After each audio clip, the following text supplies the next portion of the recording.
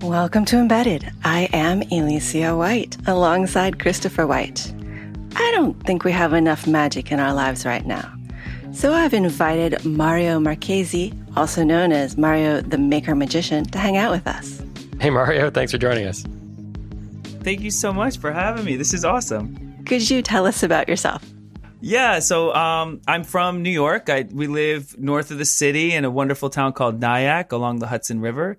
My name's Mario Marchese, and I travel with my family. My wife Katie and I have 2 children, Gigi and Bear, and we have a theater show that we tour, and the whole show is about mixing robotics with traditional magic and sleight of hand, and it's been a fun journey, inspiring kids to be makers. All right. Of course, we have questions about the making and the magic. And the robots. And the robots, of course, and the robots that do magic. But first, we want to do lightning round, where we ask you short questions. We want short answers. And if we're behaving ourselves, we won't ask you how and why. And are you sure that it works that way and it's not real magic? Which Muppet would you be if you could be a Muppet? Animal. I mean, there's not a doubt in my mind. I don't even have to think, you know? I mean, I think most of my days, especially with performing, I feel like animal, you know? I think that's the best way to put my show. I think my job as a performer is to get kids to feel like animal, you know? Like just free and just excited and inspired. How do you think the robots will treat you when they finally take over the world? You know, it's funny, like it's one of the most common things I get with, you know, the robots that I build and the magic mixing. I think you bring out actually a great question. I think part of my mission is robotics are not going away, you know, it's affecting every form of life that we have. And the sooner that we can make robotics playful, the sooner that we can connect to robotics as companions, I think the better the world is going to be. And I think that's part of my overall mission is like introducing robotics in a fun way, like to create comedy, to create magic for entertainment, you know, and understanding that, you know, like we can program things to make people laugh. I mean, that's a powerful thing that we're living in a powerful time that we can do that from home, you know? Have you ever licked a 9-volt battery? You know, Piff the Magic Dragon has threatened to lick 9-volt batteries when we do videos together. No, I have not. No, you haven't. Not. That's actually one of our stock questions. You might be surprised. Do you have a favorite fictional robot? Oh, Johnny Five, you know, the movie, was it Short Circuit? I think it was. Yeah, like that. I mean, the emotion that robot created in all of us when you watch that film is part of the core of why I love making robotics too. Like, I don't know. There's something about that whole story and that robot that really gets me excited. What card am I thinking of? Queen of Hearts. Damn. Do you have a tip everyone should know? Well, so in what way? Like a tip in what? Like a life tip, a robotics tip? Whatever I like. I think it's important to remember that black is ground and red is positive. Usually. Okay, what came first? Not lightning round anymore. What came first, making or magic? Making, definitely making. I started making when I was 4 or 5. My mom, she used to wash. I just remember her washing all these dishes and then cleaning the table out. And then she would put an object at the center of the dinner table, and we would sit quietly for like an hour just trying to draw what the object was. And I think that's how the journey started. You know, just using your hands and just creating something outside of yourself. You know, how did the magic come into it? You know, the magic came in almost by accident. I mean, I have a funny story. I talk about it a lot, but, you know, I was really into street performing, you know, after high school, and I bumped into a magic shop by accident, you know? Like, I walked into a physical brick and mortar magic shop, and my favorite scene from my favorite movie was playing on a beat up VHS player at the back wall. And that moment was like really freaky. And I remember realizing as I was walking in that it was an important thing that was happening. So it started like that. It was just kind of weird. It's just a crazy, weird thing. I remember my parents, I would always beg them. There was a magic shop on the main street in Disneyland. Every time we went to Disneyland, I just wanted to spend the whole time in the magic shop. And I never got good at anything because I was too lazy. But there was just something about all that stuff and the kind of the whole environment there with all these little mysterious things. It was so great. No, I mean, Chris, you're nailing it. I mean, I think that's something that is in all of us. And I think that's like part of the magician's job as for grownups is like making you feel like that child, you know, like, because we're literally playing with toys, you know, and like one of my favorite things was early on when I got into magic, I was very fortunate to be part of a magic club that someone invited me, and everybody was like in their late 70s and 80s. Like I was so young in that group. It was crazy, you know, but the beautiful thing was, I know this is going to sound morbid and weird, but I'm going to say it anyway, is I was 23 and I'm watching these 80-year-olds, like 80 people that are in their 80s playing with sponge rabbits and clown noses. And it was the first time I left where I was like, wow, it's okay to grow old. You know, like we're all kids. Like it was this huge realization to me. And I was like, I want to be in this room. I want to be in this group. Like, and that's how it kind of started. And that club helped me a lot too, because they took all the noise away and they taught me the classics of magic rather than me just spending money randomly trying to find a trick that pleases in the moment. They taught me these core principles of magic, and that kind of helped shape my show, you know? When Ben first posted a link to one of your videos on our Patreon Slack, it was the robot performs a coin magic trick. Could you describe that for folks who haven't seen it? Yeah, so I built this cardboard robot called Automabot. And one of my goals with robotics is I want to have a robot that does the whole trick. Without me touching it, there's no human. That's it. And it's funny you mention that, because talk about core principles of magic. That robot performs a classic of coin magic, which is called the coin matrix. And basically what happens is it's a mat it's just 4 quarters that are just like in a square on each corner.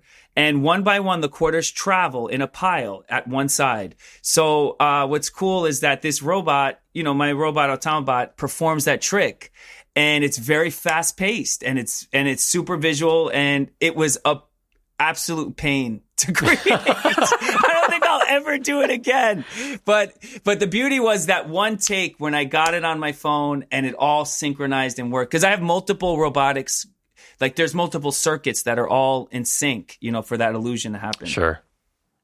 I wish I had taken a video of Chris watching it, because he didn't really know what I was showing him. And then he just got ever more surprised. It was hilarious. There's something about the robot doing it that's just, I don't know. It's delightful in a weird way. And it kept looking down like it wasn't sure what it was doing. Yes. That makes me so happy, because that's part of the emotion, you know, like the straw eyebrow, you know, getting upset. And then he's like, looks up in surprise when it works, you know, like that's, you know, the pandemic is a terrible thing. But one of the beautiful things that's happened was like learning to express everything that I've learned with robotics over the past 12 years into someone's phone, you know, for 30 seconds, you know, like the emotion is a big part of my stage show. Like I have robots that interact with me, you know, but to have it in a video where it does the whole trick was really fun. So that makes me happy, Chris, because you're a magician at heart, dude, without a doubt. Like I know it, you know, because of that story that you said about Disney World or Disneyland or whatever. Definitely. And I do want to make sure the robot does the trick. There's no video trickery here. No, there is no video trickery at all. That take took me over 100 takes, videoing it over and over again. I'm not lying. Like it's all sleight of hand. And you know what's funny? Like on Reddit, that video took off and the argument was video editing. But thank goodness, random magicians being like, no, dude, this is called the coin matrix. It's a classic of magic. Like there's no video editing, you know, it was just funny. Like, cause that's a great example of what my goal is to bring these two worlds together. This like programming, engineering world with like these magician world, you know, this magic world together. And so that's been a fun thing with Automabot, was watching these two different worlds interact together through the comments, you know? There's a lot of magic that's apparatus based, like a trick deck or big contraption. You know, so everyone's seen like the big David Copperfield stuff, or some of the stuff on Penn and Teller where there's just big chambers and things. That has kind of technology subsided inside it, where you're not supposed to really see that technology is kind of involved. What you seem to be doing is bringing technology to the forefront a little bit. It seems like a different thing a little bit. Yeah, I am, and I get in trouble for it, you know, and I don't care. I think a big part of life for me is the whole open source nature of everything, you know, of all of humanity. And I think the more, and I'm not revealing like big stuff that's going to crutch other magicians. I'm revealing just good stuff, you know, like the magicians that I met when I was at that magic club. Like, the idea is that the library is not the same anymore. It's not this physical library anymore. Kids are learning on YouTube. Like, they're learning virtually. Like, there's all these new ways with technology that people are learning. And so, like, yeah, I'm definitely revealing stuff. My robotics are exposed. But let me tell you something, Alicia and Chris, that I will confess is those cardboard hands on that robot, you can't cut, you know, like I have sneaky stuff built into those hands. Sure. But it looks innocent because it's cardboard, you know? So there's a lot of wiggle room for me to create new sleights, like new ways to make things vanish and reappear that I wouldn't have with my own physical hands. So in some way, you know, it's just fun exploring the innocence of the objects, because when you see the robot, you're judging it already. Like, what is this crappy looking cardboard robot? Like, why am I watching this? But then there's that strong hitting magic that happens, you know, so that whole, you know, like, lowering the audience's expectation is a very powerful thing that I've learned over the years. Like, just having that low expectation when you see an object, but then packing it with modern technology and cool stuff for it to do has been a real fun journey for me. Like, and I've been getting some good reward from that. Making the robot unapologetically cardboard also lowers the perceived barrier to entry. It makes it seem like other people could do it. Was that part of your intention? Well, yeah. Well, now we're getting into the philosophy of why I've even chose children's magic and family entertainment over other entertainment is for me is accessibility. You know, I have a routine in my show with a bottle cap award ribbon, you know? So like, think about the oxymoron of that. You know, it's like, it's a bottle cap that's the award, you know, because I believe with all my heart that all great art comes from the bottom up. That's how it is. It always comes that way to me. And like, I think of Andy Warhol with the humble tomato can. Like, I think of, you know, all kinds of stuff. I think of Jean-Michel Basquiat and his attitude of painting, like dressing in big fancy suits, but barefoot and just tossing paint onto the canvas. Like, I love that idea of what is valued and what is not valued, and playing with that in the sense that all of my objects are, I want kids to go home and say that they can make it themselves, you know? And so therefore all of my objects are very recognizable. I'll give you an example. When I did a show in Chicago a year and a half ago, a kid came up at the merch table and yelled at his mom saying, "Mom, I can't wait, because when I go home, I'm going through the trash and building a magic show." Yes. Yes. And that was the greatest compliment to me, because I that's how I want kids to go home, you know, after they see my show. There's a wonder associated with magic, of course, but there's also this wonder of building something. Are you trying to drive home both, or does one cause the other? No, I think as a performer, you like we don't waste the audience's time, you know? Like, it's a sacred moment of time that we have when they're seated. And so you have to have that wonder. That wonder's got to knock them out of the park. And then you can inspire them so that they can be those makers with cardboard and tape, and then they'll believe in it more, you know, because it's a mix, you know. It's like, I feel sometimes like an infomercial salesman, you know, like where like my whole show is spent proving that I can do magic so I can spend the last 5 minutes speaking my heart, you know, and my philosophy on life, you know. And like I said, you know, it's all a reflection of my own childhood, of like the things that I wish I had. I wish I had maker fairs to go to when I was a kid. I wish I had a robotics class, like people in my life that like geared the arts to me. That didn't happen until my late teens, that I got introduced to some powerful teachers that inspired me. So part of my goal is really just being that wind that comes through a small town and having that 1 8 or 9-year-old see just something that sparks their imagination, to do that one search on Google to get that Arduino or get that little Scratch program opened up so that they can create what they imagine. And I think that's the big goal, is how can we have the freedom to create what we imagine and know how to use the tools that can get us there. When you were on Sesame Street, you did a trick where you actually showed how to do the trick. And doesn't that get you kicked out of Magic Castle for revealing secrets? You mentioned that you get in trouble for this. It's really? I could tell you stories about the Magic Castle. I love the Magic Castle. That's like one of the most prestigious places in the world. Yeah, I got in trouble recently. I had Make Magazine did a feature of a chapter in my book, The Maker Magician's Handbook, and I revealed how to force a card on an audience member. And the way that I did that, the force that I chose, according to magicians, was like, wait a second here, you're giving them the good stuff. Like, this is something that we need to keep so that we can still create these great stories with our magic. And for me, I'm like, no, there's so many ways to do this routine. And I'm thinking of an 8, 9-year-old hand and how they handle a deck of cards and what's the easiest way and the most fulfilling way that they can perform this trick. And I based it on that, and I published it. And yeah, I got some slack, but at the end of the day, like I said, my goal is to I want to inspire the next generation. I don't care what it takes. And I'm picking it not in some loose way where like I'm thinking completely with every method I reveal on purpose, because I'm just thinking of myself when I first got into magic. And the way that I became a magician was because of a few people in my life that revealed a few things, Your book. Tell us about your book. So I have the Maker Magician's Handbook. It's printed through Make.co, through Make Magazine. It's my first book ever. And what it is building a magic show at home. And it's all using everyday objects. The guts of this book is my best lesson plans that I taught after school programs with magic. I did it for 5 years, 5 days a week at different schools. So in here, every chapter is the most rewarding routine that I was able to teach, through, elementary age and junior high. And we formed it into like this big, this book so that you can build a whole show from beginning to end. There's a lot of philosophy in it too, about the importance of aesthetics and the importance of having a backdrop and the importance of adding music to your show and what kind of music fits for what routine. So I'm really excited about it.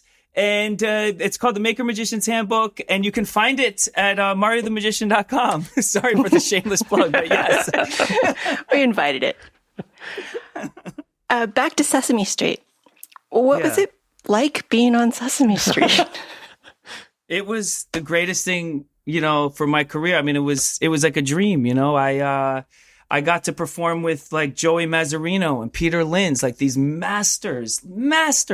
Like you think of a puppet, you think of like a child's toy, But then when you see Peter Linz put a puppet in his hand, you can't take your eyes off the eyes of that puppet because he's mastered how to communicate with this inanimate object, this object that has no life, supposedly, so being up close with artists like that was like a dream for me. It was a powerful moment for me because you work so hard at what you do.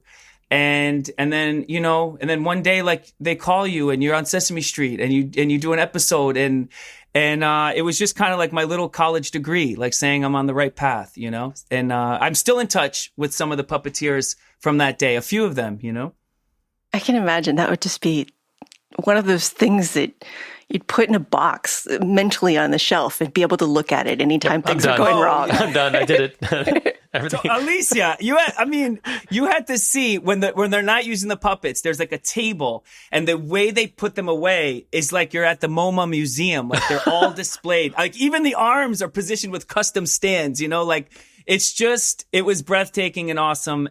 And I think that's the dream for all of us when we are engulfed in an art form, right? Is like to be among the people that do it best in the world and learn from them. So it was a fun little season. And I made some great connections with some people over the years from it.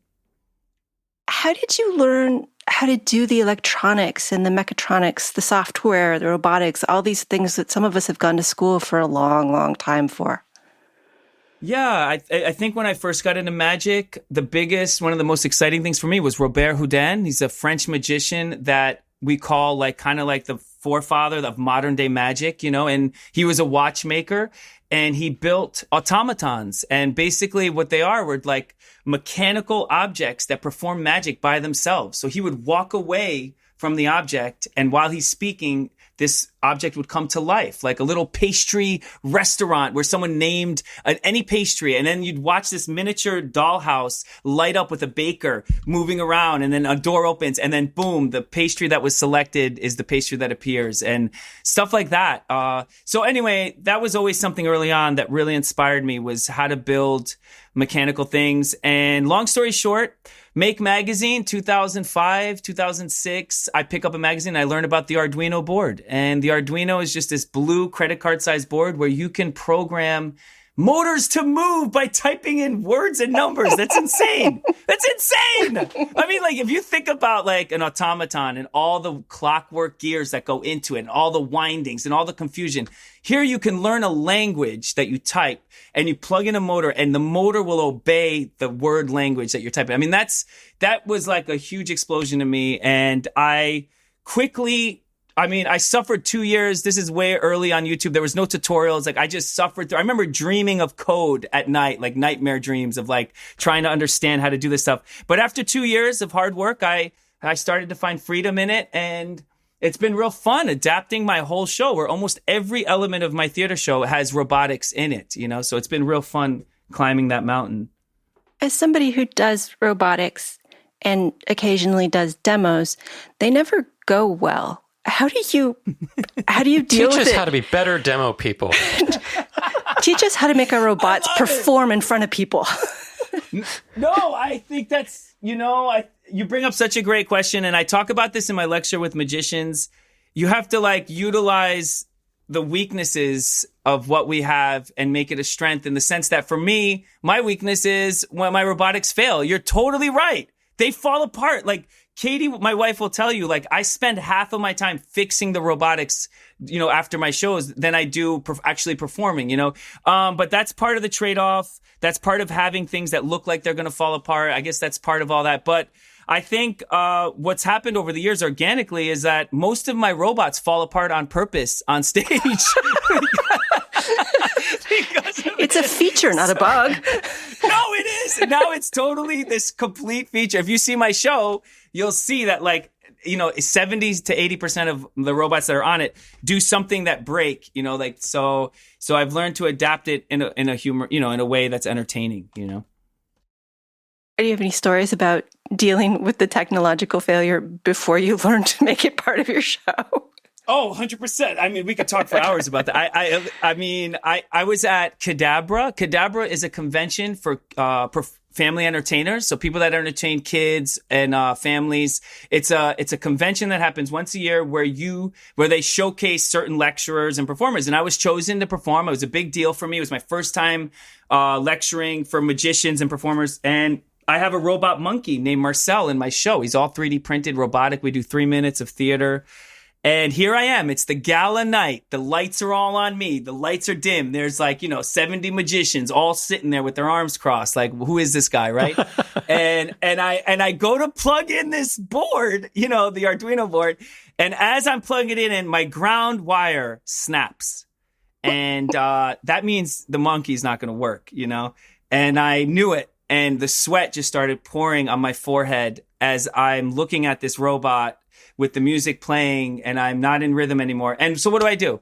I put the robot down, I grab my rings that are in my bag, and I go to Whit Hayden's 4-ring routine. That's a core principle of magic, a classic of magic. Every magician knows that routine, but that's what happens. You have to have a plan B. So yeah. I never have just robots. I always have my pockets full just in case. And yes, it wasn't the top-notch performance that it was supposed to be, but yes, I didn't fail. Like, I learned, and now what did I do? I hot glue both ends of that freaking ground wire so it will never snap again, Yes. I mean, that's the truth of all performing is something's going to go wrong. I mean, the number of times I went to gigs and forgot something important for my drum set was like... There was always one stand that had one piece that wasn't there. I did a whole gig on a wooden bench. My butt hurt so bad after 2 hours. Oh, no. That's crazy. Yeah, exactly, dude. It doesn't matter. Drummer, magician. You said something interesting that I want to go back to a little bit. It was about typing words and having the motors move and do stuff. I had a physics professor, and I just remember one thing he said.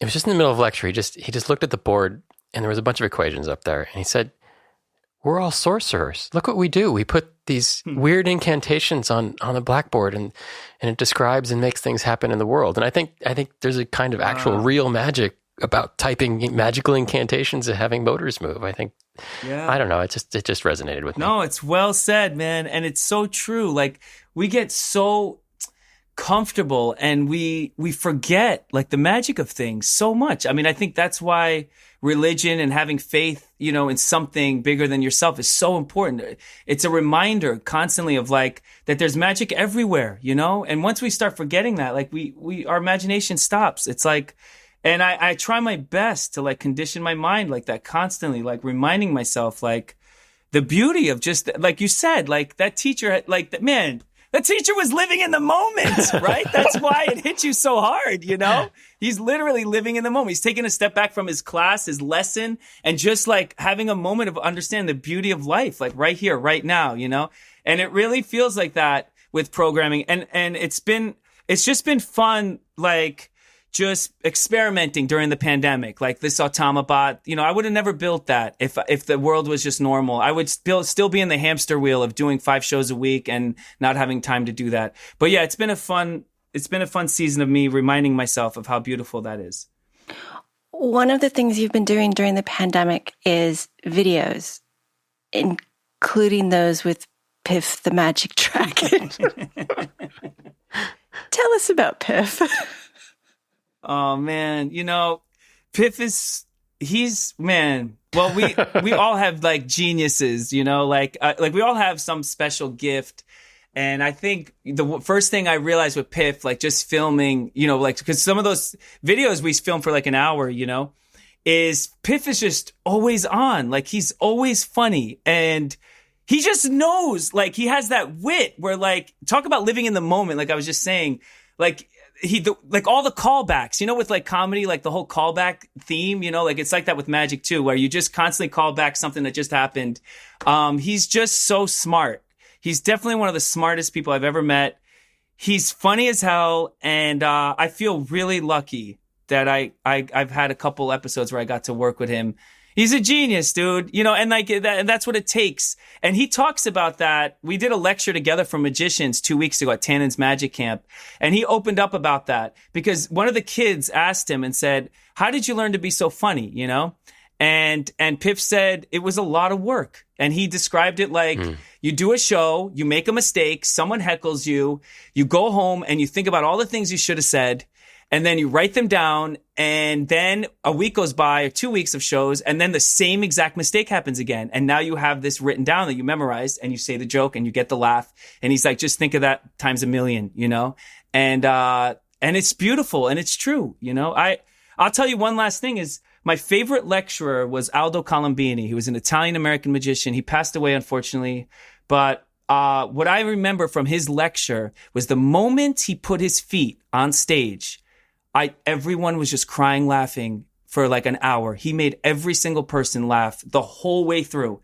And then when he was done with his lecture, he went to his merch table and I went to talk to him, and I was dying to talk to him because he's Italian like me. His first language is Italian, just like me. Like, all my family's in Italy on my dad's side. I can't wait to connect with him. And it was like he couldn't connect like normal situations because he is so ingrained in this genius of performing in front of audiences so consistently, so much, that it's like you obsess your life in this one direction of connecting that almost in other ways you're having difficulties in connecting. I don't know if that makes sense, but like it does. I feel that in myself with my own performances, you know, like where you put your whole heart in such a certain direction of socializing and direction that you almost start forgetting the other ways. But anyway, I got offended in the moment, but as I walked away, I admired him more, you know, for giving up part of his life so that we could have these memories years later, you know? I think that's what it's about. And I think people like Aldo Colombini, people like Piff, people like these great magicians like David Blaine, like they've dedicated a very specific part of their life so that we can be inspired. You know, I hate to be cheesy. I'm sorry. It's just, it's important. Like I talk about, you know, it's important. With Piff, you do this series where you make things. Yep. And, well, actually, could you describe it? There's no way I'm going to do it justice. Yeah. So it's called Piff and Mario Make Things. And it's been so much fun. Like we both have very, very strong characters, like different kinds of personalities. And it's been so fun exploring. So basically I'm trying to teach Piff how to make robots and craft projects, you know? So, and, it's just like a fun journey, like, you know, talking to him and like, you know, the supplies we need and all this stuff.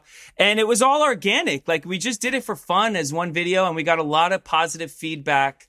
And from there, we just continued making more. And it's just been, like we end up making each project so you can make them at home.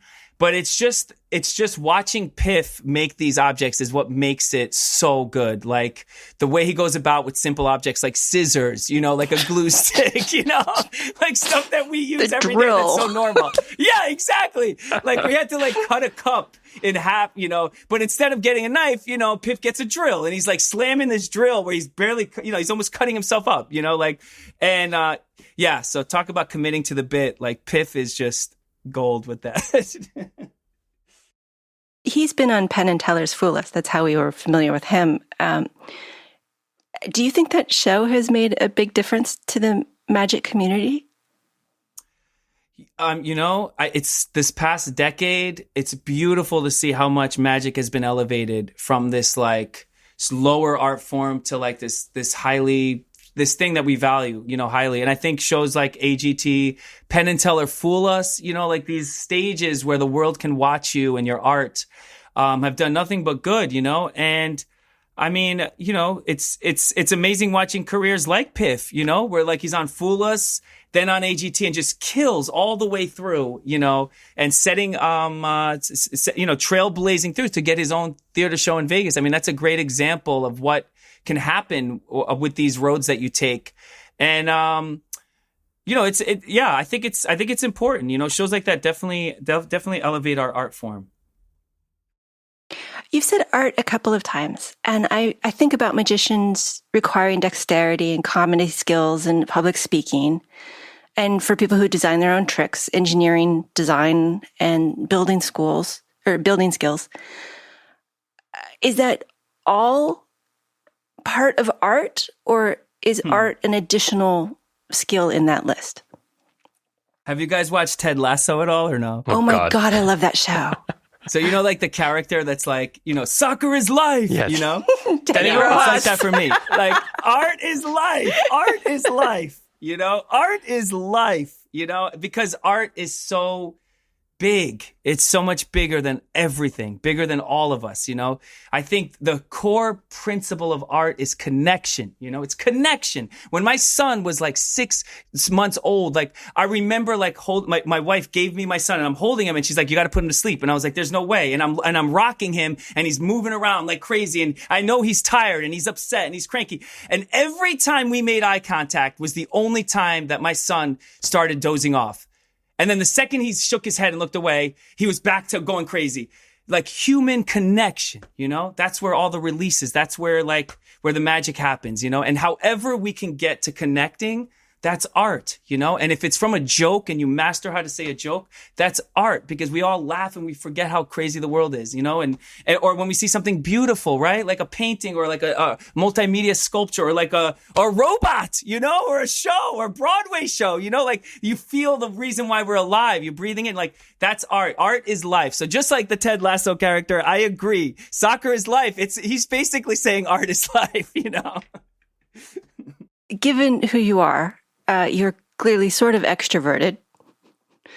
I imagine the pandemic has been really hard, both on your career and on your ability to connect with an audience. How are you handling it? Yeah, it was, I count every day, you know, so it's been a long road. You know, the first month, we got back in March, I think it was March 12th, from a 3-month tour.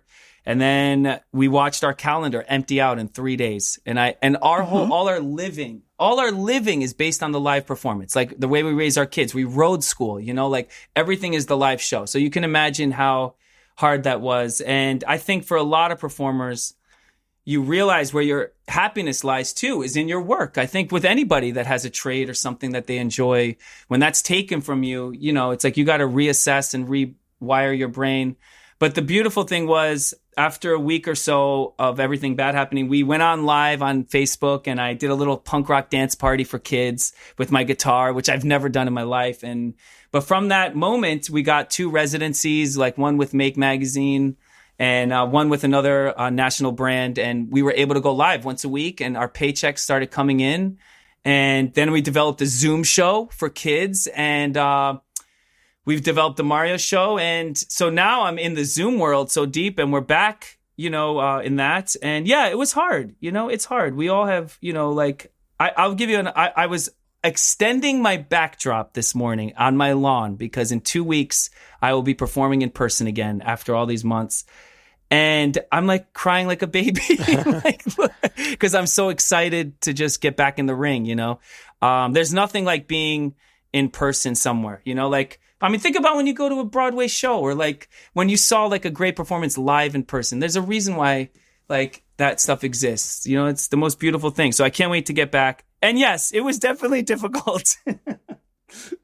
Did you find yourself more drawn to the technology part, to creating, designing new illusions? Yeah, so this is another beautiful angle, is that there's a whole new way of doing theater, you know? Like Zoom is amazing, you know? I would have never thought that. Like you can hack the tech in so many ways to your advantage, you know, where the screen becomes the theater stage. You know, the camera is your curtain. You can cover it with your hand, and like no one sees the stage anymore, you know, and shrinking all my robotics to fit the Zoom screen, you know, like, and 3D printing those designs so that now everything small plays big again, you know? So now I have friends that are full-time performers like me. They don't want to go back to in-person, you know? They're so good at Zoom shows that they're hoping that this will transition through, where they can make their living and raise their kids just doing virtual shows. And then you don't have to wear pants. Yes! You don't have to clean up after you're done. Like, I have all this cards and like robot crap Yes, there's definitely benefits. If somebody wanted to be Mario the Magician when they grow up, what advice would you have for them? You know, like I say at the end of my show, you got to do what you love. You got to use everything that you have, and you got to have fun, you know? And I think whatever those things are will define you, you know? And I think that the beautiful thing is there's room for all of us on stage, you know? There's not just room for one person that does one thing, you know? We all have a unique way of connecting. So honestly, for me, it's like, what has empowered me is learning 3D design, like tinkercad.com. Like it's free if you have an internet connection, and get a cheap 3D printer. You can go on somewhere like Amazon and spend $200 or wherever. And they've dropped down in prices. 3D design, 3D print, and animate what you make. Get a microcontroller, plug in a servo motor, learn how to make a servo motor move. It'll change your life. It doesn't matter what business you're in. You could be a floral designer. It'll affect your life. Like learn how to 3D print things and learn how to animate what you 3D print. It's definitely been one of the things that's changed my life. So actually, I want to ask you about that. Like, what's your bag of... Oh, God. Go ahead, say bag of tricks. Come on, we're all waiting for it. And then ask him to pull a rabbit out of his hat. What's in your tool chest? What are your go-to things? You mentioned Arduino servo motors. Is that the bulk of it, or and 3D printing? Are you constantly adding new things? Do you like go to Adafruit and look around for what could I do with that? Or is it kind of a core set of things, and you've got kind of your methods built around that core set of things? Yeah, I mean, when we were on the road, which hopefully, like our tour, if you look at our schedule, we're going to be back, starting October. We'll be doing theaters again. So I talk about this in my lecture. I have a makerspace in a backpack. So I am like at a hotel room. I can just move the desk. I have my 3D printer. I have a small bag with a soldering iron, 22 gauge solid core wire. I have some solder. I have industrial hot glue. I have a bunch of boards. Every servo that's in my show, I have a double of. Every part in my robots that I have that are 3D printed, I have a double of in Ziploc bags, all, organized. And so, yeah, I definitely have these core tools that I use, wire cutters, wire strippers, that I go back to. And then the beautiful thing is, like, if I have to print big things, 3D printing is so popular now, too. Like, mostly anywhere we are, there's always a university or a library that has access to a 3D printer. And so that's been helpful, too. With the Arduino stuff, do you look at new sensors and wonder, what could I do with, like, a proximity sensor or... I don't know, not temperature sensor, but inertial navigation all unit, these accelerometer. Things, and now my mind is spinning. I mean, you could make all kinds of very strange things, or is it more about the engagement, less about the technology? Yeah. So I think what I bring that's different is that I'm just thinking always performance when I look at all these engineering blogs and all these electronic blogs, you know? So I'll give you an example. I have a little lamp that's in my show. It's like a little Pixar lamp. It's called Mr. Lamp. And the way that I built it was from a university thesis or something that someone made, a robotic lamp. And it's like a very slow moving video, it's just this lamp that like moves and looks around, this desk lamp, right? And then all of a sudden the desk lamp turns itself off. There's a switch. And then the guy turns the switch back on and then the lamp turns it off again. I jumped out of my seat. Like I was like, this is a kid's magic trick. Are you kidding me? Like a Pixar lamp that turns off and then I turn it on and I walk away and then it does it over and over again. That's a whole principle in children's magic. It's called look, don't see. It's a very strong way to connect with a younger audience where you do something and when you walk away, something else happens and then all the kids shout, at what just happened. And then you go back and you just repeat it over and over again. You drive all the adults nuts and you make the kids really excited and you just milk this moment. So from that little moment with the desk lamp, I built a miniature robotic lamp and I based the whole routine on that one thing that I saw from that video of just turning itself on and me turning the switch off and then the robot. And then I used core principles of magic, the cups and ball trick, things that I know work in a routine. I packed that all into the robotics and into the programming. And then I developed this 3-minute routine with it. And so, yeah, I search blogs constantly trying to find little moments with tech that I know could be entertaining or funny. And from there, I'll try to do my magic side of my brain, research how can this fit into a magic routine that exists already?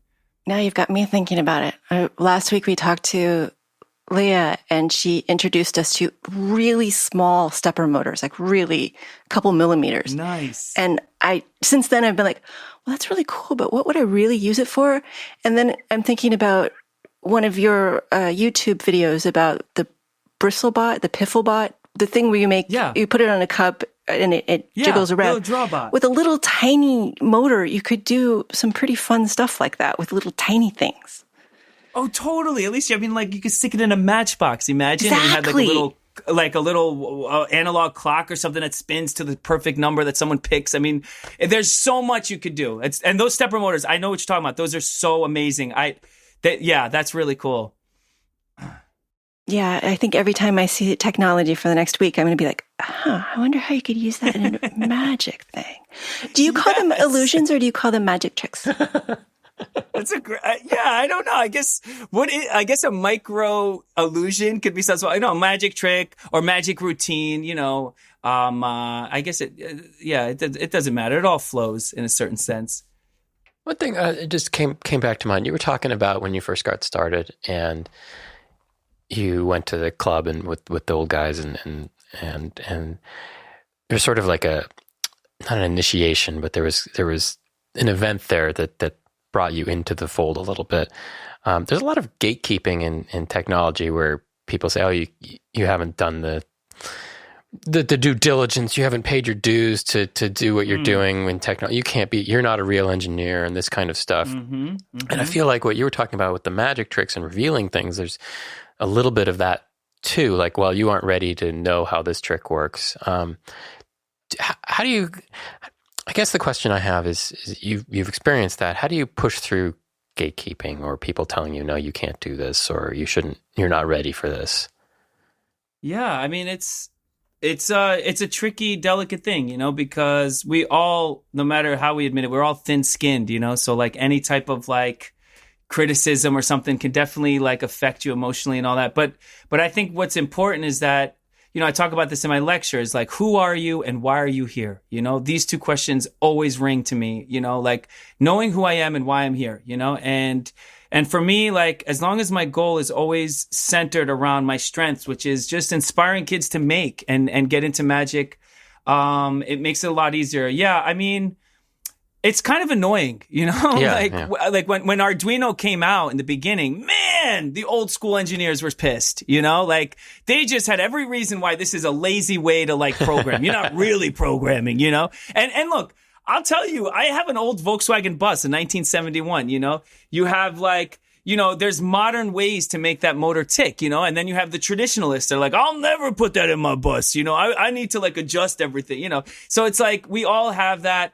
And I think it's just part of like, identity. Like, these people identify with a certain piece of tech because they've had it their whole life. So it's really difficult for them to see a change too, because maybe they feel lost seeing that new change, and they're trying to keep on with that identity. So I can respect that in some sense, but in the other sense, we got to be flexible, because every year new tech is happening that makes us program easier. And like I said, the goal always is like create what we imagine. Let nobody rob you of your imagination. Dr. Mae Jemison, I was just talking about that with a group. That's a powerful statement. Like, our imagination is everything. And the sooner that we can build what we imagine, no matter how we build it, I think it's the better, But look, I agree. Like, yes, it's important. Gatekeepers, yes, of course. And like, I've changed parts of my book because I realized I'm revealing too much, because we need our daily bread, like there's like there's a whole saying about like, don't feed me too much because then I'll curse you, but don't feed me too little because then I'll abandon you, like you need that daily bread, that keeps you coming, and I think that philosophy can be adapted to everything, the way you perform a song, the way you perform on stage. We have to constantly feed our audience something just enough to keep them watching and listening and appreciating. So your book and putting enough in to keep people engaged, but not so much that you're losing your own ability to make a living. Or to take away people's imagination, like you said. If you just give everything to them, then there's no thought for themselves. What was it like writing that book? Do you do a lot of writing? Not really. I do a lot of talking, as you can see. No, I mean, I just, like my life always has been jamming. I love philosophy. I love talking, spirituality. I love all that stuff so much. I just, that's why I used to play a lot of music in my 20s. Like, I love all that stuff. But as far as writing goes, no, I don't do a lot of writing. But what was cool was learning how to write, and learning how to speak what's on my heart and put it into words. And yeah, so the book is kind of like a bare bones structure of how you can create a show with objects at home, but then like leaving room with like the philosophy of like, hey, like if you love punk rock music, man, then put punk rock everywhere on your backdrop, like whatever makes you feel like, you know who you are. So you have that confidence on stage, do it. You know, there's a lot of that in the book. Like, just like writing a list down of what your deep interests are outside of magic and how can you adapt those deep interests into your magic, you know, stuff like that.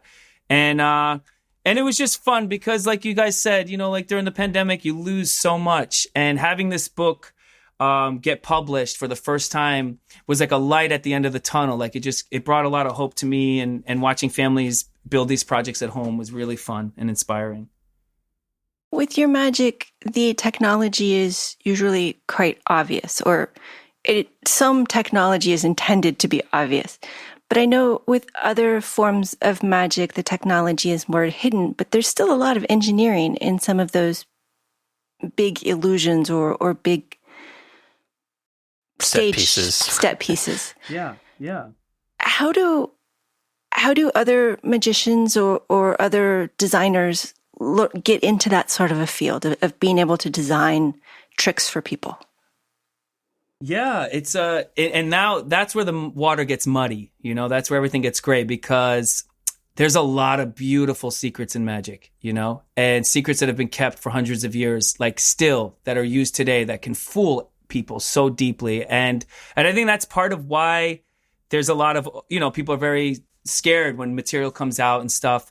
But yeah, there's, you know, this is where it gets muddy, you know, like, I don't know, like, I don't want to, I know there's some amazing makers in the magic community, and there's some beautiful, like, rich gimmicks as you get into magic and you join a magic club and people reveal stuff to you. I think that's part of the pull for me too, because I just love mechanical things. And like, and the more I got into magic and learning like the history of like how we can fool an audience with an object and the mechanics behind it was just so fascinating.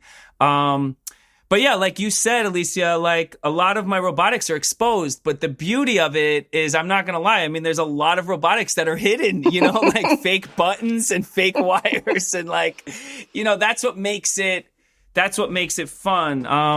And it goes back to what I was saying with aesthetics too, like knowing who you are, why you're here. Like, I don't know if you heard of the artist Tom Sachs. He's been around a long time, but I love his aesthetics as an artist. And so you'll see some of that style in my robotics, the way they look and stuff too. So I think it's important to always keep the things that you love in mind as you create, because it'll just give you that confidence, especially when you're standing in front of an audience, to be around the things that you love.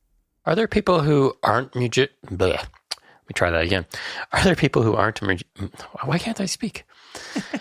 Are there people who aren't Are there people who are not performers who are designing tricks and selling them to performers? Is there like an engineering community of the behind the scenes people, or is it mostly the performers themselves designing tricks and stuff?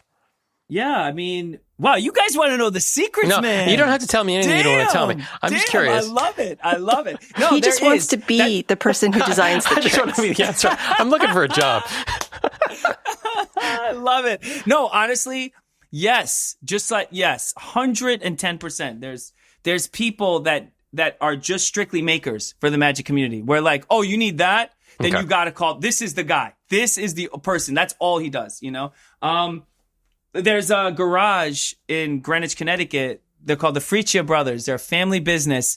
All they do is service air-cooled Volkswagens, you know? And like, it's amazing. Like, they're like the only ones in the Northeast. So people are driving their hippie buses from like Vermont, Maine, like all to go to this one garage, you know? And I love it. And like I had to get my generator changed out of my Volkswagen because it wasn't charging anymore. So a generator is like an alternator, you know, it charges the battery. And the only way to take the generator out is by removing the whole engine, you know? So I'm a maker. I don't want to do that. I can't do that. So I go to Friccia and they fix it in 3 days. I come back and I'm like, Dave, dude, thank you so much. Like, how did you do this? Like, you had to take the engine out? And he's like, no, I don't have to take the engine out. He's like, listen, I got my own tricks. He said, you know, like, I have no idea how it's impossible. Like, I had every wrench and angle and like trying to get this generator out. There's no way you could take the generator out without taking the engine out. But like, you know, like what I'm trying to say in the bigger picture is there's niches. Like there's people that have very specific skills for very specific objects to create magic. And if you were really interested, Chris, you know I'd hook you up, dude. So like there's definitely community boards and all kinds of blogs that people follow for that stuff. You actually have another book coming out. Yes. And I'm so excited about it. The first book, Maker Magician's Handbook, is all everyday objects to create magic. And this is geared more for like elementary age, and families. But the second book that's coming out, I think I'm allowed to say the title. It's going to be possibly called Robot Magic. It should be out in December, hopefully in the fall, in the winter, and it's 7 routines, like full robotic DIY routines that perform magic with you. So it's an exploration of sleight of hand and robotics. And I really put my strong stuff in there, and I'm really excited about it. And, so basically what's so cool about it is that all you really need is like an Arduino and 2 servo motors, and you can build most of everything in there, and a couple LEDs. And I did that on purpose, and as far as like all the measuring goes, a lot of the cuts are like this, like using a playing card box as your measuring stick, so like you're literally tracing, I'm trying to make it fun with the way that you make it too. So it's not just this 2-dimensional tutorial, Well, I'll just put that on Christopher's Christmas list right now, because I'm pretty sure he'll want it. I only have one more question. Chris, do you have more questions? Go ahead with yours, and I'll think. What card am I thinking of? Oh. Ace of Spades, come on! No, sorry. 4 of diamonds. Nobody thinks of the 4 of diamonds. That was my second guess. She's lying. She's lying. Well, since you didn't get the 4 of diamonds, we aren't going to ask you any more questions. Other than, do you have any thoughts you'd like to leave us with? No, I think, like I said earlier, I think the most important thing for me, the big takeaway for me, even in my show, is the importance of doing what you love and using what you have and having fun, and don't ever be afraid of asking for help, when there's something that you want to learn and you don't have all the know-how for it. Everything that I've built, there's always another person that took their time to help me, that came from a maker fair or from some type of tech blog that I was following. So that's it. Do what you love, use what you have, and have fun. And thank you so much, Alicia and Chris, for having me on. It was just so much fun talking and jamming with both of you. It's been a great time. A joy. Our guest has been Mario Marchese, aka Mario the Maker Magician. Find out more on MariotheMagician.com, where you can also find his tour schedule, which might possibly include a giant inflatable rabbit, but we can't say more. You can also find his YouTube channel, his Instagram, and a link to his book, The Maker Magician's Handbook, a beginner's guide to magic and making. And of course, the links will be in the show notes. Thanks, Mario. This was fun. Thank you so much. Thank you to Christopher for producing and co-hosting. Thank you to the Embedded Patreon Slack group for pointing me towards Mario's videos. And thank you for listening. You can always contact us at show@embedded.fm or hit the contact link on Embedded FM. And now a quote to leave you with. This one's going to be from So You Want to Be a Wizard by Diane Duane. Believe something, and the universe is on its way to being changed, because you've changed by believing.